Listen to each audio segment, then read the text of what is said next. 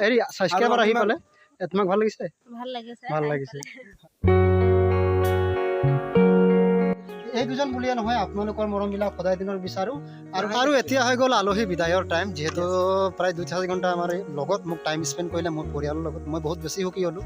বন্ধুসকল, পুনৰ এবাৰ স্বাগতম মোৰ ইউটিউব চেনেল তপন গোৱালা ব্লগলৈ। আজি মই বহুত বেছি হেপ্পী আছোঁ, কাৰণ আপোনালোকৰ মৰম আৰু ছাপোৰ্টত আজি 2জন ছাবস্ক্ৰাইবাৰ মোৰ ঘৰলৈ আহি আছে, বৰ্তমান আহি পোৱাই নাইহি।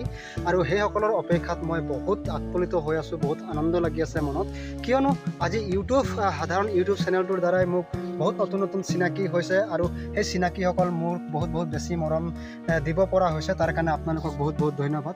যি কি নহওক, এতিয়া গোটেইখিনি তথ্য দেখুৱাম যে কোন আহিছে, আৰু লগতে যিজন ছাবস্ক্ৰাইবাৰ 2জন আহিছে, সেই 2জন ছাবস্ক্ৰাইবাৰৰ একোজন ইউটিউবাৰ, আৰু সেই ইউটিউবাৰসকলকে মই চিনাকি কৰাই। তেনেহ'লে আজিৰ ভিডিঅ'টো এই দুটাৰ বিষয়ৰ ওপৰতে হ'ব। যিহেতু ছাবস্ক্ৰাইবাৰ মোৰ ঘৰলৈ আহি আছে আৰু মই বহুত আনন্দিত আছোঁ, ইয়াৰ ওপৰতে হ'ব। তেনেহ'লে বলক ভিডিঅ'টো।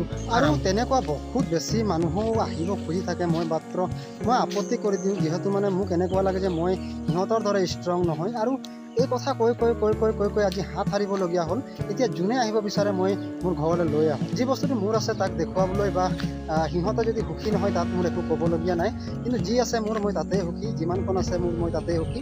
আৰু তাৰ মাজতেই মই কটাব খোজোঁ মোৰ জীৱন, আৰু তাৰ মাজতেই মই পাৰ কৰিব খোজোঁ আলহী অতিথি যিসকল আছে সেইসকলক। তো তাত আৰু দুখ কৰি লাভ নাই, বা সপোনৰ ইটো নাই সিটো নাই, সেইটো লাভো নাই আপোনালোকৰ। আৰু যদি আহিব বিচাৰে আপত্তি নাই, আপোনালোকে আহি যাব।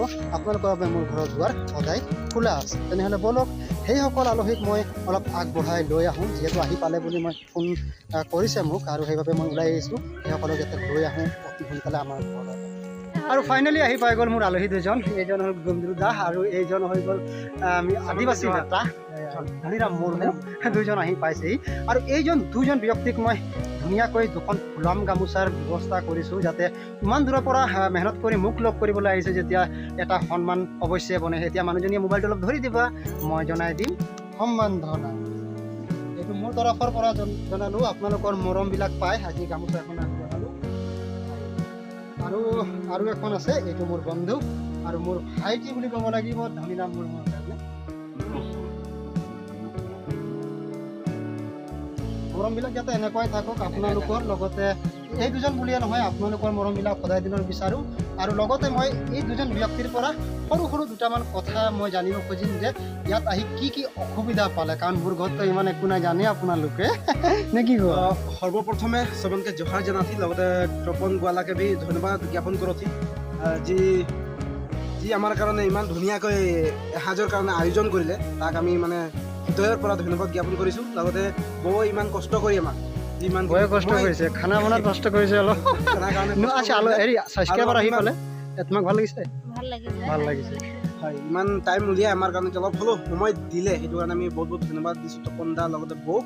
আৰু এনেকুৱাই যাতে আমাৰ এই সম্পৰ্কটো চলি যাব তাৰে কামনা কৰিছোঁ। লগত যি কি নহওক ধন্যবাদ। আৰু আমাৰ গুন্দুৰ দা, এজন ইউটিউব চেনেল আছে গুন্দুৰ বাস্কে অফিচিয়েল বুলি, এজন দাদাও আহিছে। নমস্কাৰ, নতুন বছৰ শুভেচ্ছা জনাই যে আজি যে আমি আদিবাসী বেটা আৰু মই আহি দুইটাই উপস্থিত হৈছোঁ আজি তপন। আৰু এতিয়া হৈ গ'ল আলহী বিদায়ৰ টাইম। যিহেতু প্ৰায় 2-4 ঘণ্টা আমাৰ লগত মোক টাইম স্পেণ্ড কৰিলে মোৰ পৰিয়ালৰ লগত, মই বহুত বেছি সুখী হ'লোঁ। আৰু এতিয়া আমি গুচি যাম, যিহেতু এই যোৱাবাৰৰ ভিডিঅ'ত আপোনালোকে চাই পালে যে চাওতালীসকলৰ অধিৱেশন পতা হৈছে, তাতো মই যাম। সেইবাবে তাৰ ভিডিঅ' আমি বেলেগকৈ দেখুৱাম, আৰু ইয়াৰ ভিডিঅ' আমি ইমানতেই ষ্টপ কৰিছোঁ। তেতিয়াহ'লে চাওতালী অধিৱেশন ভিডিঅ'ত লগ পোৱাৰ আশাৰে আজিলৈ বিদায় দিলোঁ। জয় আই অসম।